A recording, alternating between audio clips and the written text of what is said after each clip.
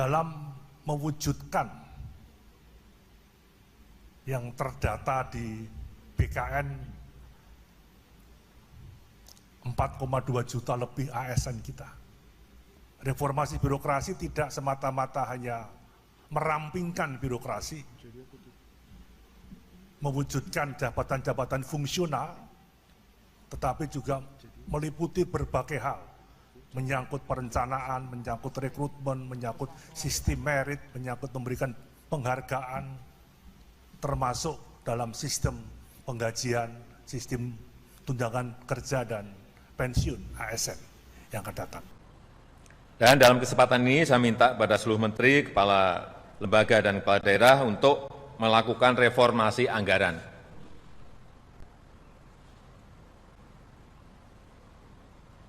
Agar bisa menggerakkan ekonomi baik nasional maupun di daerah. Manfaatkan APBN dan APBD dengan cermat, efektif, tepat sasaran. Seluruh rupiah yang ada di APBN maupun APBD harus betul-betul dibelanjakan untuk kepentingan rakyat. Badan Kepegawaian Negara mengatakan pemerintah akan mengubah skema gaji bagi pegawai negeri sipil. Perubahan ini akan merujuk pada amanat pasal 79 dan 80 Undang-Undang Nomor 5 Tahun 2014 tentang ASN. PLT Kepala Biro Humas, Hukum, dan Kerjasama BKN Paryono mengatakan formula gaji PNS yang baru akan ditentukan berdasarkan beban kerja, tanggung jawab, dan risiko pekerjaan. Ia bilang perubahan sistem penggajian yang semula berbasis pangkat, golongan ruang, dan masa kerja menjadi sistem berbasis pada harga jabatan didasarkan pada nilai jabatan. Sementara, nilai jabatan diperoleh dari hasil evaluasi jabatan yang menghasilkan kelas jabatan atau tingkatan jabatan. Nanti, implementasi perubahan skema gaji akan dilakukan secara bertahap. Selain itu, pemerintah juga akan melihat kondisi keuangan negara dalam menerapkan penghasilan PNS. Sementara, Deputi Bidang Kelembagaan dan Tata Laksana Kementerian Pendayagunaan Aparatur Negara dan Reformasi Birokrasi Rini Wityantini menyatakan pemerintah akan memberikan gaji tinggi kepada PNS berkarakteristik khusus. Kriteria khusus yang dimaksud adalah ASN berisiko tinggi dan ASN dalam lingkungan dan situasi strategis yang kemungkinan terpapar risiko dalam bidang kerjanya. Tak hanya itu, ASN yang melaksanakan tugas di wilayah 3T juga diberikan insentif tambahan. Lantas, apa saja komponen gaji PNS yang berlaku saat ini dan akan diubah? Merujuk pada Peraturan Pemerintah Nomor 15 Tahun 2019 tentang Peraturan Gaji PNS, besaran gaji pokok PNS berbeda-beda. Hal ini disesuaikan dengan golongan jabatan dan lama masa kerja atau masa kerja golongan. Untuk gaji PNS, saat ini terbagi menjadi 4 golongan yakni 1, 2, 3, dan 4.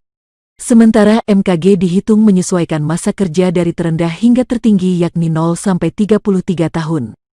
Berikut rinciannya. Assalamualaikum warahmatullahi wabarakatuh.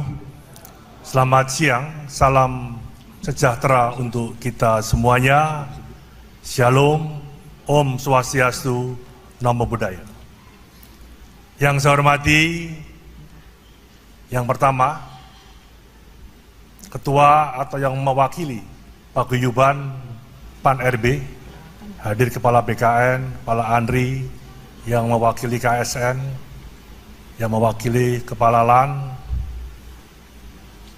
yang saya hormati Ketua dan anggota Dewan Juri, yang saya hormati Bapak Ibu sekalian, para pejabat Eselon 1 Kemenpan RB dan Eselon 2 yang hadir, yang saya hormati, yang mewakili kementerian, lembaga, dan pemerintah daerah, yang saya hormati Bapak Gubernur Papua Barat atau kepala daerah yang hadir lainnya, para hadirin sekalian, dan khususnya para ASN yang pada hari ini mengikuti acara ini secara langsung lewat media TV, yang saya hormati Direktur Utama BJB, yang saya hormati yang mewakili PT Telkomsel, Taspen, dan Bank BRI yang merupakan sponsor acara ini.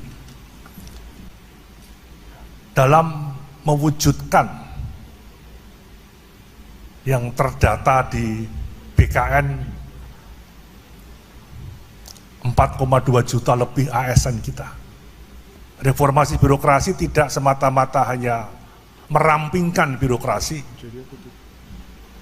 mewujudkan jabatan-jabatan fungsional, tetapi juga meliputi berbagai hal, menyangkut perencanaan, menyangkut rekrutmen, menyangkut sistem merit, menyangkut memberikan penghargaan, termasuk dalam sistem penggajian, sistem tunjangan kerja dan pensiun ASN yang akan datang. Dan pembangunan nasional melalui pelaksanaan kebijakan dan pelayanan publik yang berwawasan kebangsaan, profesional, bebas dari intervensi politik, serta bersih dari praktek korupsi, kolusi, dan nepotisme. Hadirin yang terhormat, saat ini Indonesia bersama dengan negara-negara lain di dunia sedang dihadapkan pada tantangan pandemi COVID-19. Seluruh tatanan sosial, politik, ekonomi, dan budaya mengalami perubahan. Sebagai bangsa yang besar, Indonesia memiliki keyakinan dan optimisme untuk terus berjuang dan beradaptasi menjalani suatu tatanan normal baru. Tetap produktif, berkinerja optimal, namun dengan menerapkan disiplin tinggi serta patuh pada protokol kesehatan. Pada sisi lain, kondisi pandemi tersebut menuntut perubahan cara kerja, terutama pada upaya untuk menciptakan birokrasi yang sederhana, responsif, gesit, lincah, cepat, serta berorientasi pada hasil, outcome. Tujuannya agar semua kebijakan dan program yang telah diputuskan benar-benar dapat dilaksanakan dengan baik dan memberikan manfaat nyata bagi masyarakat. Alur birokrasi harus memudahkan pengambilan keputusan maupun pelaksanaan